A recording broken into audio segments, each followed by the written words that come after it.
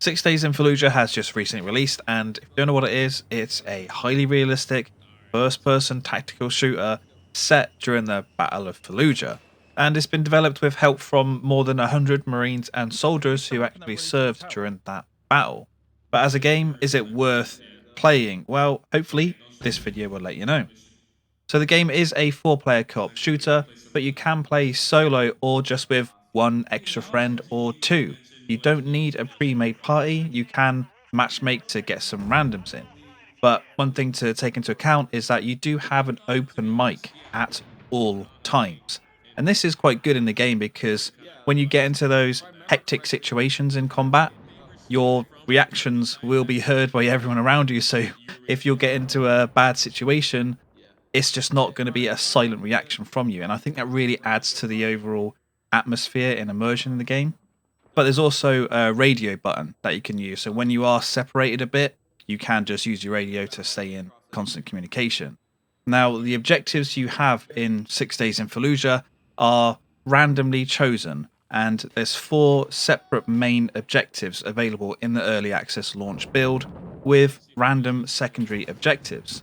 Now, 4 objectives doesn't seem like a lot. If you're hearing this, it probably sounds like there's only 4 levels, which technically that's right, but the overall map, so all the buildings and the layouts within those buildings, are randomly generated each time. So you could play the same mission over and over again, but the map will be very different every single time. And that's one of the main selling features of this game. If you play a co-op shooter like Ready or Not or Darktide, something like that, you will learn the maps, you will learn where the enemies are going to be, you will learn where the objectives and other things you can interact with will be or could be. But with this game, it's going to be different all the time. Even like the main building where the main objective is going to be will be different every time. So it can feel like playing a different map even though you're playing the same objective. And that just adds to its replayability. One negative I will say though is that the overall map size is kind of small. While it can look larger than it is in the gameplay you're seeing, that's because it does generate like the outside of the map to make it look like you're pretty much in the middle of the city. But generally the map size is like a smallish square. And I was hoping for larger maps and different sized or shape maps as well, instead of just a square, like just anything to make it feel a bit more random and different. Hopefully they'll add that down the line. Now, with this game being a realistic or tactical shooter, you're not going to be sprinting around like it's Call of Duty. The movement is slow. By default, you walk, and the sprint is more like a slow run, and it feels right. Like thematically, and for the game, and for what it's trying to portray, it feels right, but it can also feel a bit too limiting at times.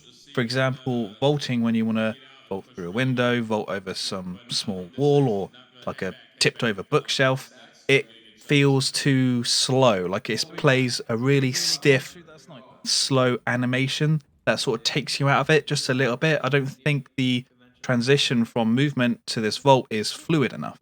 But you can also climb walls, and it does play this sort of slow and stiff animation again. But I think for climbing a wall, I think that's kind of alright because, you know, you are pulling yourself up and you've got all this weight of all the equipment and stuff you've got on you. And with all that weight and physicality, you can really feel it in every footstep you take. And really, I think, well, I've not been in the army, I've not been in this sort of situation. I think this is how people would be moving through this situation. They aren't going to be constantly running and sprinting, they are going to be taking it a little bit slowly. And you can feel that physicality just in the environment you're in as well. There's little touches like when you're trying to lean and there's a wall or something in the way, your character won't be able to lean just because there's a wall in the way. And that sounds very like simple and like obvious. I mean, of course it's going to happen like that, but no, in a lot of games you'll just lean but sort of clipping through the wall. But in Fallujah, it takes that physicality into account. Now, with the gunplay, it's really, really solid. In terms of it being realistic or not, I can't comment. I've not shot any of these weapons in the game. The only weapons I've ever shot is a pump action shotgun, which, well, there is a pump action shotgun, but it's very different to that. and a double barrel over-under hunting shotgun. But the gunplay, it is very, very solid. It doesn't do anything outstandingly amazing. It's not super casual or anything like that. It's something I think anyone can pick up and just be comfortable with straight away. And the recoil is quite controllable. It can be like quite aggressive, but I think for this style of game, it's completely fine. There are some nice touches in the game, such as being able to quickly switch between different sights. Like if you're using an ACOG, you can use your mouse wheel to quickly scroll up to the iron sights on top of the ACOG or back down to the scope. Or if you're using just a pure iron sighted weapon, you can switch between looking down the whole iron sight of the rifle, if that makes sense, and switch into sort of looking just at the top of the front sight. It's useful for when you want to switch between fighting down sort of long range in a street and then go in close quarters. It works really, really well. And a lot of games, especially realistic games, don't let you quickly switch between sort of different sights or the iron sights like this. And I think in this space of realistic or tactical shooters, it should be a standard, really. There's also a nice touch where you can actually check how much ammo you've got left in your magazine before you reload. It just works as simple as just pressing your reload button, you'll pull the mag out and it'll display on screen. Or if you press and hold reload, it'll then fully change the mag. The weapons available in the game, you got the M16, the M16 plus the M203 grenade launcher, a pump shotgun, and an M249. And the weapons are tied to certain roles. Now when you're in the matchmaking and you're in the lobby, when you have a team size of 2 to 3, the team leader who gets the M203 can assign the other roles to players. But when you're in a full squad of 4 players, the team leader will always get his specific kit and the others are randomly assigned. Now, I don't like this. I would like it so you could assign roles no matter how many people are in your team. I don't know why they've gone down this route to limit it for when you're in a full squad. I've seen some arguments where people are saying, well, it's realistic, you just get given the weapon you're given, but if you take away one person from your squad, you can then pretty much choose or be given any of the weapons, which doesn't make sense. So just let us assign the roles when we have a full team, please. And one thing is that there is no weapon customization in any of the weapons. Now for me, that's something I'm completely fine with. I come from playing these sort of realistic, tactical or hardcore games where there is no weapon customization. But if you're really into customizing weapons, just bear that in mind. You won't be doing any of that in this game. So I'm nearly 8 minutes into this already and I haven't talked about the moment-to-moment gameplay. So generally the firefights in the streets, the enemies can be anywhere within the confines of the map. Any rooftop, any window, any room, any doorway. Your head needs to be on a swivel at all times. And the enemies can just hunt you down as well. They won't just be standing around waiting for you. Now, of course, there will be some enemies that will be defending certain locations, but they can hunt you down. So you can't just hunk down and wait. Also, there is a time limit for the objectives, so again, you need to keep pushing forward. Now, the enemies, they do feel kind of intelligent. They do use cover effectively. They will fall back. They will try to lure you out of your positions. They also do get RPGs and mortars. Mortars are really, really deadly. And you can die generally in a few shots, but you can sometimes just really check your wounds, which magically heals you. Or if you get wounded enough, you can bandage yourself. But if you get really hurt, then a friendly needs to heal you. And if they don't heal you in time, you will die. But thankfully, your team gets a one-use revive at the APC you start with, and that will revive any dead players. But remember, it's a one use only, not one use per player, just a flat one use. So if you use it when one person dies, you can get them back, but any more that die, that's it. You ain't getting them back. And that's happened to me a few times while playing. It means that the game is punishing because you can die quickly, but you still have that little bit of leeway to get some people back. It is just a bit of a risk though sometimes trying to make it back to the APC. Now when you start going through and clearing the buildings, this is where the game really shines, because the fighting through the buildings can get really, really crazy.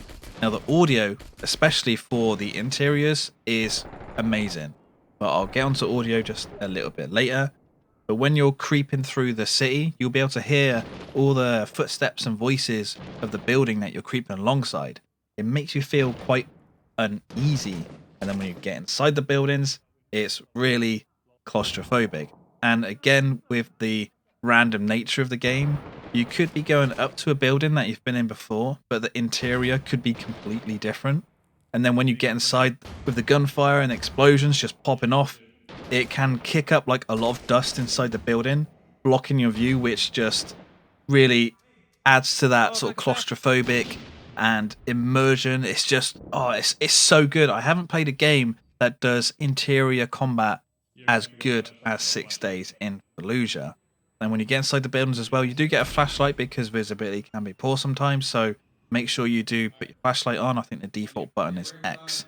And when you're going through the buildings, you need to take it really smoothly, not too slowly, because you do need to watch your back as well, because enemies can come from other buildings to then attack you, or they can leave the current building you're in through a different way out and circle around and try and get you in the back. You are never safe anywhere in this game. So all in all, the general gameplay, the moment-to-moment gameplay in 6 Days in Fallujah is super solid. And the game is really challenging as well. When you die, it does make you want to retry it, but as a patch they've just added in, it will fully regen the map if you click retry. So remember that, because everything you've just learned from that try you just did that failed, you need to throw it out the window, because it is all just going to change. And I think that's good, because it does add to the replayability of the game, because it's just going to be different like nearly all the time. And that fits the theme of the game and what they're going for, because they are trying to represent how hectic and crazy the battle was. And while you can play with randoms, I think the game is much better with friends, because you will be communicating a lot more. You probably will have microphones. And just a note to everyone who's watching this, whether you have the game or not, don't fucking watch your TV in the background or munch on Doritos or anything, because we can all hear it and it's fucking annoying. So graphically, in my opinion, the game looks great. It's super atmospheric. There's loads of detail everywhere, loads of debris, and it looks like a war-torn city. I think the sheer amount of debris and just stuff lying around really does add to that immersion factor. Like, it's not just a bunch of buildings that have been plonked down. There's lots of stuff everywhere, which does make it feel like more immersive and believable. And again, with the interiors are, again, well designed.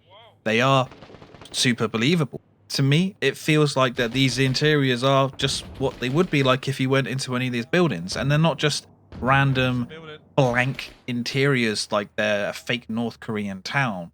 They feel like a home or a building that serves a purpose. There's stuff in these buildings, and that stuff, for whatever room that is, feels right. I think they've put probably a lot of time into, I'm not sure if these are recreations from some of the Marines or soldiers' memories, but they feel right. And in terms of performance, now this is a rare thing nowadays, because when games launch, there's usually loads of graphical issues and loads of performance issues. Now with 6 Days in Fallujah, while there was some VFX issues on launch, that's already been fixed with a hot patch. That's VFX issues that I never had, but I haven't had any graphical or performance issues at all. The game runs, just for me, completely smoothly, and I haven't heard of any performance issues so far. So for a new game release, especially an early access one, this is super rare. Now onto the audio design for 6 Days in Fallujah, and it has a stellar audio design. And pretty much everything in the game sounds awesome, from the guns, the explosions. They actually sound really loud, and they can drown out other sounds around you, like especially proximity chat, which is one reason to use the radios instead of proximity. I think they've nailed every sound effect you can have in this game, from the vehicles, I've already said, the weapons and the explosions, the mortars, the footsteps, and the enemy audio. The enemy audio is really, really good and really, really nice.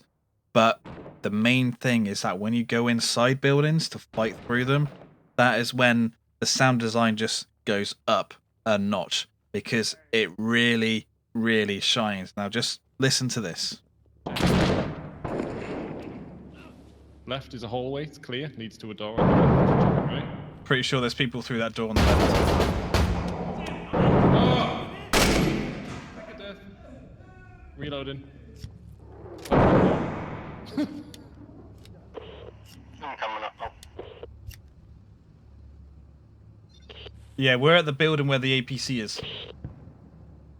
Yeah, you've got one to the left side in that room, Terry. No, I already killed him.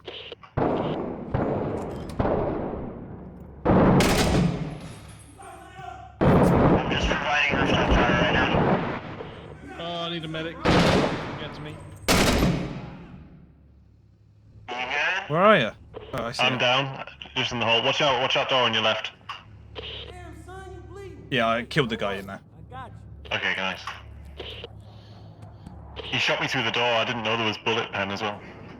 So let's talk about the current content of the game on launch. So like I've said before, there's only 4 main objectives, which really are different levels to play through. But like I said, and one of the main features of the game is this random generation. So really, I have no idea how many variations of maps there could be. And because of this, it adds a ton of replayability to the game. But still, it's only 4 objectives. And with the map size being the same every time, it does feel like a little limiting sometimes. I think I did say earlier I would like to see different map sizes and shapes of maps. And currently you can only play solo or co-op with friendlies. Now, let's take a look at the current roadmap. Now, planned for Q3 2023, we're going to get nighttime missions and other times a day with different weather effects. Q4 2023 will be AI teammates. Now, I'm not sure if this will just be AI teammates when you're playing solo or to fill in empty slots, but there'll also be 1 additional co-op mission, and they've said more systemic variables within mission simulations. So I think that's more of the random generation. Q1 2024 is the first story campaign mission. Civilians will be added into the co-op and campaign, and there'll be an extra co-op mission. And Q2 2024 will be special operator missions, whatever they are. You'll be able to play as other nations from the coalition, and there'll be more co-op and story campaign missions. So the nighttime and the weather effects, I think, will add a lot to the current missions we already have. The AI teammates for solo play will be really nice for people that just don't want to play with other people. 1 extra objective type and extra variations to those in Q4 this year. But the big main content is the beginning of next year. And I think that's quite a bit of a time to wait. And these timescales are subject to change, so we could still be waiting past Q1 2024 for some main, juicy content. So because of that, I think the game was launched too early. Maybe 6 months or even a year too early. I don't think this should have launched missing all that stuff. I think this should have launched as a feature complete game and then maybe look to add some extra stuff in down the line. And one of the issues that early access games have nowadays is that they don't launch with enough content. And you will see players just drop off significantly during the first month or 2. And I think many of those players won't go back to the game no matter what gets added in down the line. And hopefully that doesn't happen to this game because it is a really good game. And just a quick note on bugs. I did mention earlier there was some sound and VFX issues on day 1, but these have already been fixed in a hotfix and an FOV slider has been added. But one bug I have come across while playing is that once I vaulted over a wall and I got stuck in the ground past it, and that ground that I vaulted into was rubble and debris. It wasn't ground level, it was a little bit higher. So maybe be a bit aware of vaulting into some debris, you may get stuck. No one else I've played with has had that issue so far. But on to my final thoughts. Should you buy 6 Days in Fallujah or not? Well, in my opinion, the gameplay is awesome, very, very good. But with the current content of 4 objectives, I'm not sure if it's worth its current price. But then on the other hand, you've got all this random generation, which does give it a lot more replayability. I think one of the biggest negatives is the wait for the current major content. And the game, it is very unique, right? There really isn't like a game like this. The closest I think you can get is Ready or Not, but I think this game has an edge up on Ready or Not. I would recommend getting the game, but I do think you need to remember the delay we're going to have in getting that extra content. But the current content is very engaging, very fun, and very challenging. I would at least say add it onto your wish list and grab the game when it's out of early access, which I think will be when everything else has actually been added into the game. So if you are interested in co-op, hardcore, realistic tactical shooters, I would say definitely at least add it onto your wish list to buy it when it's fully released, or jump in now and just remember more content will be added down the line. Because 6 Days in Fallujah, I think, well, I don't generally give out like scores or awards or anything on this channel, but I am very happy with this game and I would recommend it 100%, but at the very least, add it to your wish list. If you like the video, please give it a like or a dislike if you didn't. Put a comment down below on what you think of 6 Days in Fallujah, if you played it already or if you're planning to get it or not. Thank you guys for watching, and I'll see you in the next one.